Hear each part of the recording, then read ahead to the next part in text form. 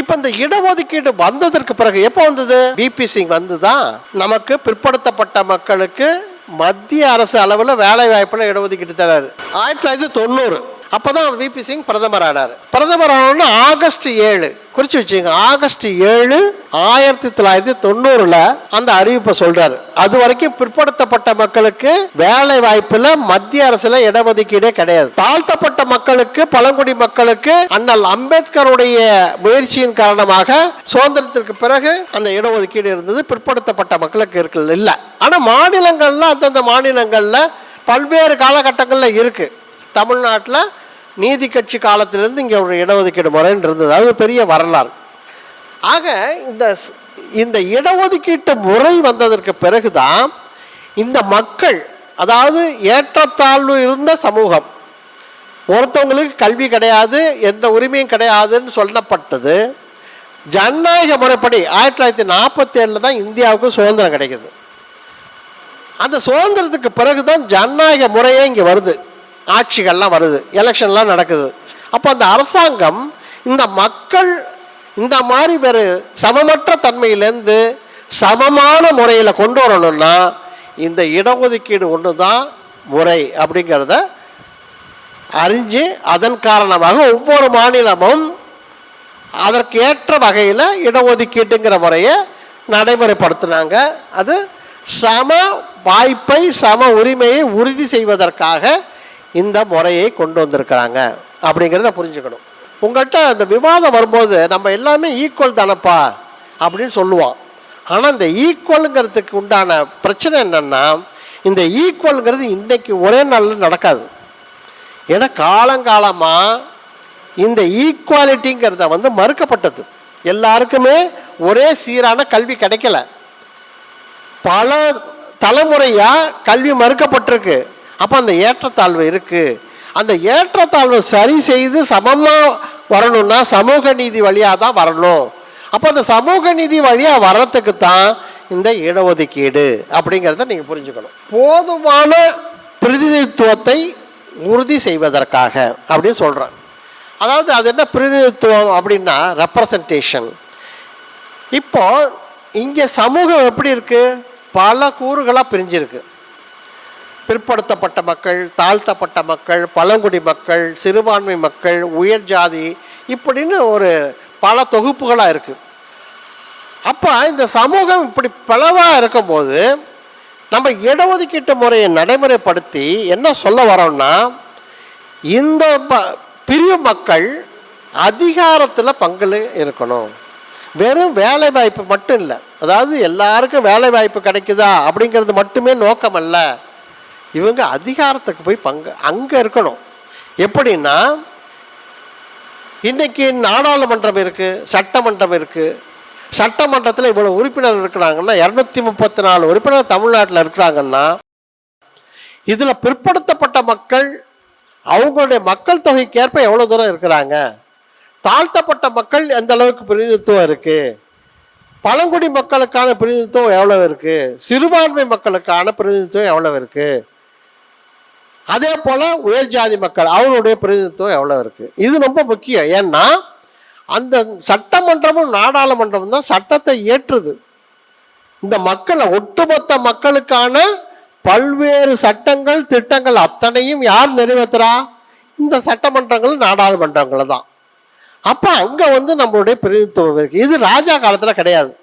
ஏன்னா ராஜா காலம் எப்படின்னா, அவர் இருப்பார், அடுத்தது அவரோட பிள்ளை அல்லது இன்னொரு மன்னர் அவரை வெற்றி கொண்டா அவர் இருப்பார், அப்படிதான். ஆனால் அவர் ஃபாலோ பண்ண சிஸ்டம் என்ன, சட்டம் என்னன்னா மனு சாஸ்திரம். மனு சாஸ்திரம் இந்த மக்களுக்கு இதுதான், இந்த மக்களுக்கு கிடையாதுன்னு சொன்னிச்சு. ஆனால் இப்போ ஜனநாயக முறைப்படி எப்படின்னா, எல்லா மக்களுக்கும் அந்த வாய்ப்பு இருக்கணும். எங்கே இருக்கணும்? வேலை வாய்ப்பு என்ட்ரி பாயிண்ட்ல இல்லை, அந்த டெசிஷன் மேக்கிங், அதிகார பகிர்வு அங்கே இருக்கணும்.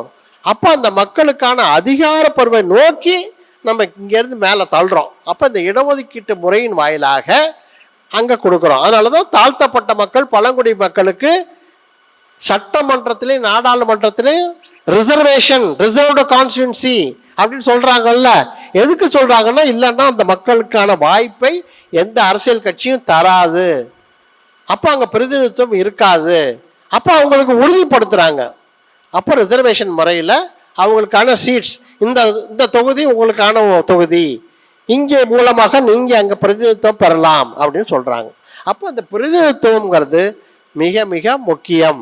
அதுதான் இந்த சமூக நீதி இடஒதுக்கீட்டுக்கான நம்மளுடைய உரிமைக்கான அந்த முக்கியத்துவம். அதான் வெறும் வேலை வாய்ப்புக்காக இந்த இடஒதுக்கீட்டை கேட்கல, அதிகார பகிர்வில் நம்ம இருக்கணும். ஆனால் அதிகார பகிர்வில் நம்ம இருக்கிறோமா அப்படின்னு பார்த்தா மிகப்பெரிய ஒரு கேள்விக்குறி தான். நான் ஏற்கனவே உங்களுக்கு சொன்னேன், இந்த ராஜா காலத்துலலாம் எப்படி மனுசாஸ்திர பிரகாரம் எப்படி இருந்தது, கல்வி மறுக்கப்பட்டுச்சுன்னு.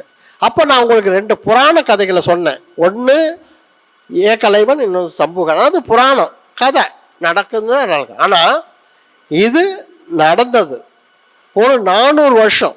நம்ம தமிழ்நாட்டில் மதுரையில் ஒரு இத்தாலி நாட்டு பாதிரியார் வந்து அவருடைய பல ஊர்களில் பயணம் செய்து கடைசியில் மதுரைக்கு வரும்போது, அப்போ அந்த காலகட்டத்தில் 1610ஆம் ஆண்டு மாணவர்கள் படிச்சுட்டு இருக்கிறாங்க. பல பள்ளிகள் நடக்குது. கிட்டத்தட்ட 10,000 மாணவர்கள் படிக்கிறாங்க. அந்த 10,000 மாணவர்களும் பார்ப்பனர்கள், பார்ப்பன சமூகத்தை சார்ந்தவர்கள் தான். ஒருத்தர் கூட பிற்படுத்தப்பட்ட தாழ்த்தப்பட்ட சமூகத்தை சார்ந்த ஒரு மாணவன் கூட கிடையாது. ஏன்னா நான் சொன்ன பார்த்தீங்களா ஏற்கனவே மனு சாஸ்திரம், அதன் அடிப்படையில் திருமலை நாயக்கர் ராஜா காலத்தில் நடந்த ஆட்சியில் இதுதான். இந்த குறிப்பை அவர் வந்து இத்தாலி நாட்டுக்கு குறிப்பாக அனுப்புகிறார். தன்னுடைய பயணத்தோடைய ஒரு அறிக்கையை அனுப்புகிறார். அந்த அறிக்கையில் சொட்டிக்காரு. இதை வந்து இதுக்கு ஆதாரம் எங்கே நமக்கு கிடைச்சதுன்னா, ஏன்னா 1610 கிட்டத்தட்ட 400 ஆண்டுகளுக்கு மேலே ஆயிடுச்சு. நமக்கான அதுக்கான சோர்ஸ் வேணும் இல்லையா? நீங்கள் கேட்பீங்கல்ல, சார் நீங்கள் சொல்கிறது வந்து கதையா உண்மையா அப்படின்னா அதுக்கு சோர்ஸ் என்ன? திருச்சியில் உங்களுக்கு ஜெயின்ஸ் ஜோசப் காலேஜ்னு தெரியும், புனித சூசேப்பர் கல்லூரி. அதில் ஒரு பேராசிரியர், உதவி பேராசிரியர் இருந்தவர் சீனிவாச ஐயர், அவர் ஒரு புத்தகம் எழுதியிருக்கிறார்.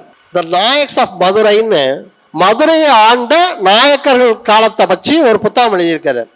அந்த புத்தகத்தில் இந்த குறிப்பை எழுதுறாரு இத்தாலி நாட்டு பாதிரியார் ராபர்ட் டி நொபிலி.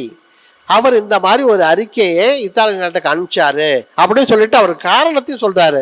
என்ன காரணம்னா, அன்றைக்கு இருந்த மன்னர்கள் இந்த மனு சாஸ்திர அடிப்படையில் ஆட்சி நடத்துனதுனால பிற்படுத்தப்பட்ட தாழ்த்தப்பட்ட மக்களுக்கு கல்வி உரிமை கிடையாது.